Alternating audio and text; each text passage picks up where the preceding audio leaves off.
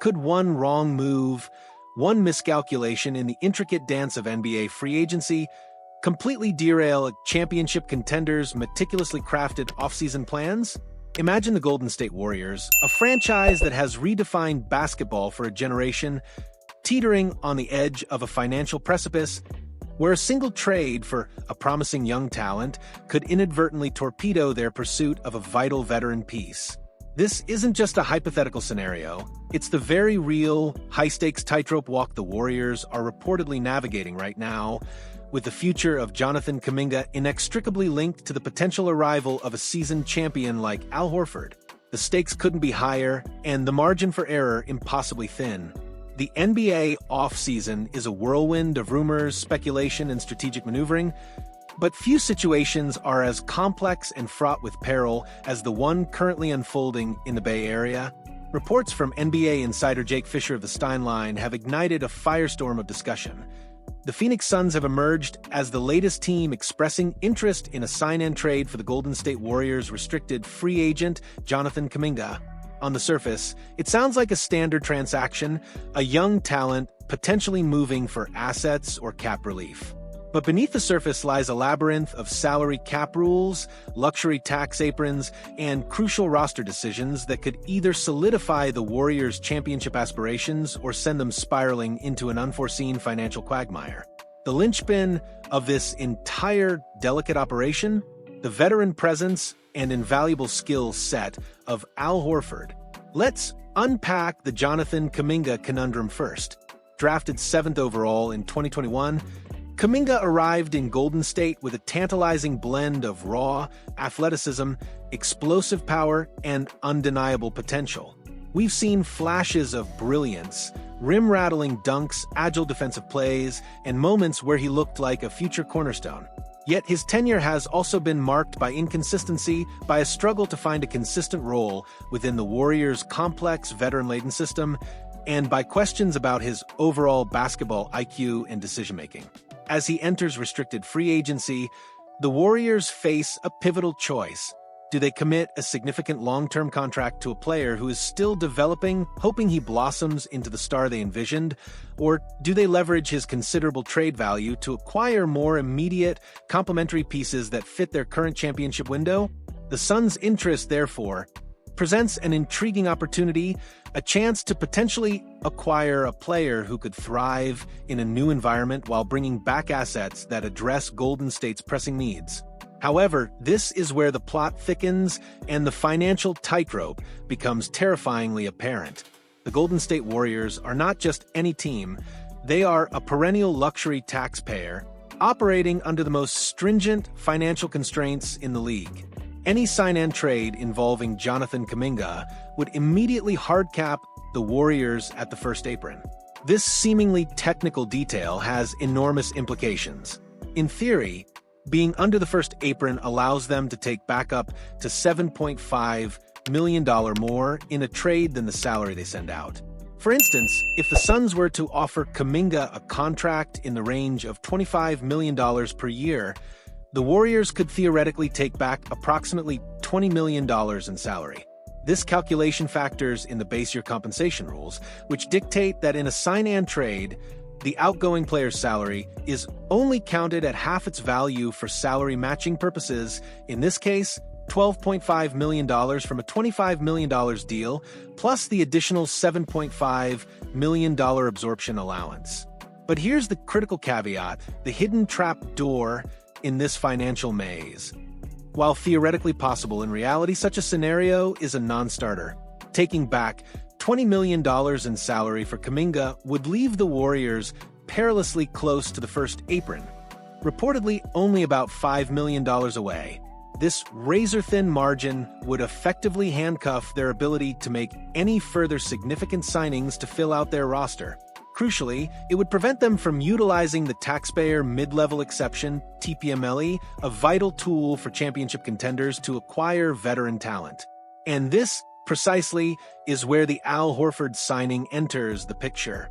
Al Horford, the seasoned big man, the five-time All-Star, and a pivotal piece of the Boston Celtics' recent championship success, has long been slated as a primary target for the Warriors. with the expectation that he would be signed using that very taxpayer mid-level exception. Horford represents everything the Warriors need.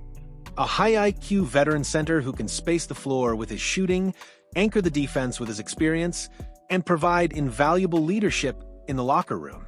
At 39 years old, he's still performing at a high level, and his ability to play both power forward and center makes him an ideal fit for Golden State's fluid, positionless style. His potential arrival is seen as a crucial piece in extending the championship window for Stephen Curry, Draymond Green, and the rest of the aging core.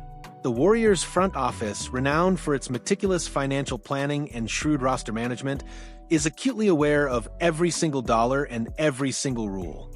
They are not going to jeopardize the Horford signing for a Kuminga trade, no matter how appealing the return might seem on paper. There's a reason why Horford hasn't officially put pen to paper yet. His deal, and indeed several other potential signings the Warriors are eyeing, are inextricably tied to the outcome of the Jonathan Kaminga situation. It's a delicate balancing act, a high-wire performance where one misstep could send their entire offseason crashing down. Because of this intricate financial dance, and assuming the Suns aren't going to offer Kuminga an astronomical contract closer to $30 million per year, which would further complicate matters, we can effectively rule out many of the more exciting speculative trade scenarios that have been bandied about by fans and analysts alike. The idea of acquiring a package like Grayson Allen and Nick Richards, for instance, becomes practically impossible due to the salary matching and apron constraints. And for those Warrior faithful who might have entertained the shocking, albeit fleeting, thought of a player like Dillon Brooks landing in the Bay Area, you can safely put that notion to rest. The financial gymnastics required to make such deals work, while staying under the hard cap and preserving the TPMLE for Horford, are simply too complex, too restrictive, and ultimately too detrimental to their core strategy. Of course, there's always the possibility of adding more pieces to the outgoing trade package.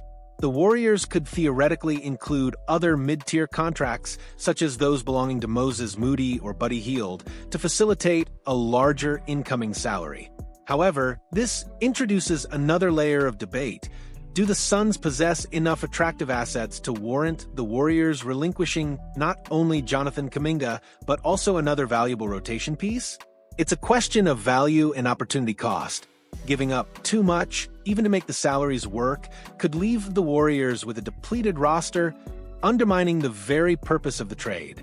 This isn't to say that a Jonathan Kaminga sign-and trade cannot be done at all. The path is simply far narrower, far more constrained than many might realize. The Al Horford piece is not just a factor. It is the defining factor, the immovable object in this complex negotiation.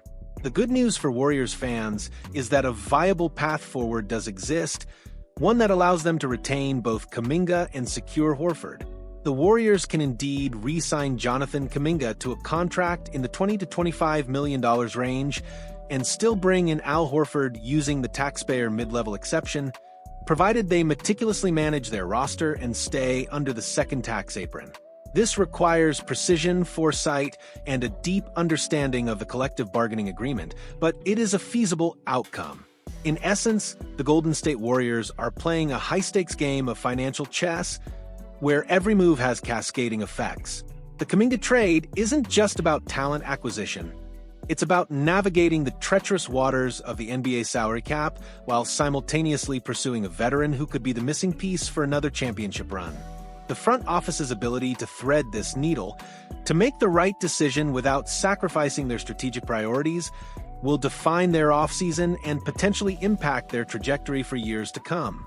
The pressure is immense, the spotlight intense, and the entire basketball world is watching to see if they can pull off this delicate balancing act. What are your thoughts on this incredibly complex situation, Fabiano? Do you believe the Warriors can successfully navigate these financial constraints to both resolve the Kuminga situation and secure Al Horford? And how crucial do you think Horford's veteran presence is for Golden State's championship aspirations? Share your insights and predictions in the comments below, and let's keep this fascinating conversation going. If you found this deep dive into the intricate world of NBA trade dynamics and salary cap wizardry as captivating as we did, Be sure to hit that like button and subscribe to the channel for more exclusive analyses and passionate breakdowns of all the biggest stories shaping the league. Your engagement fuels our coverage, so don't be shy.